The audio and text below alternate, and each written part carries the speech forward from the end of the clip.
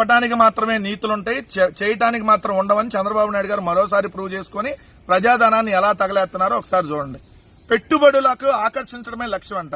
ఏం పెట్టుబడులు ఆకర్షించావా ఇన్నిసార్లు విదేశీ పర్యటనకి వెళ్ళి? మళ్ళీ ఇప్పుడు సిగ్గు లేకుండా మళ్ళీ సింగపూర్. మొన్నే కదా విదేశీ పర్యటనలు తగ్గించుకోమని చెప్పి ప్రధానమంత్రి మోడీ గారు అన్ని చెప్పారని చెప్పి మీరు ఎక్కడికొచ్చి బహిరంగ సభలు పెట్టి మరీ డబ్బులు తగలేసి మరీ చెప్పారు.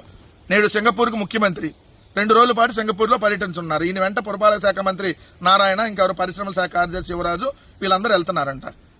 సరే, ఈ 2 సంవత్సరాలు అయింది మీరు అధికారంలోకి వచ్చి.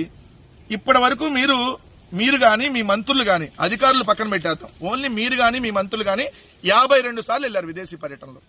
2 సంవత్సరాలలో ముఖ్యమంత్రి గాని, ముఖ్యమంత్రి కొడుకు గాని, మిగిలిన మంత్రులు గాని 52 సార్లు వెళ్లారండి విదేశీ పర్యటనలకి. యూరోప్ లో ఎంజాయ్ చేయడానికి ఫ్యామిలీతో వెళ్ళాడు ఒకసారి చంద్రబాబు నాయుడు గారు, అనధికార పర్యటన. క్రికెట్ మ్యాచ్ కోసం దుబాయ్ వెళ్తారు, శ్రీలంక వెళ్తారు.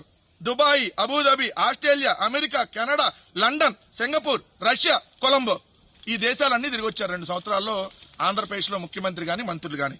నారా లోకేష్ అయితే 13 సార్లు విదేశీ పర్యటనలు చేశాడు. 10 సార్లు ఏమో అఫీషియల్ గా, 3 సార్లు అనఫిషియల్ గా.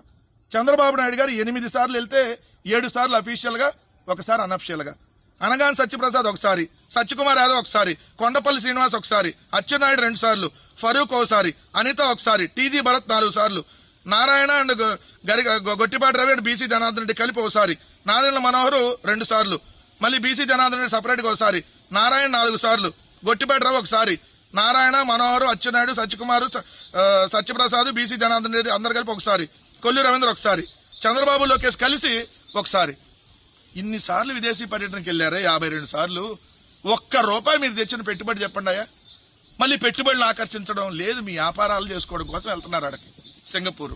ప్రజాధనాన్ని ఎలా దుర్వినియోగం చేస్తా ఉన్నారో ఈ వార్త మీకు చూస్తే అర్థమైంది.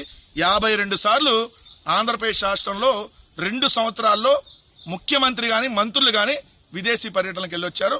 ఏమన్నా వచ్చిందంటే గుండు సున్నా. దావోస్ పోతేనే గుండు సున్నా, ఇంకేడకపోతే ఏమొచ్చింది? ఎంజాయ్ చేయడానికి వెళ్తున్నారనేది వాస్తవం. నేను రాయలా, మింగటానికి అదేంటి మెతుకు లేదు, మేసాలకు సంపంగ అలాగా ఈ మంత్రుల టూర్ లేదని చెప్పి అదే ఆంధ్రజ్యోతి రాసింది.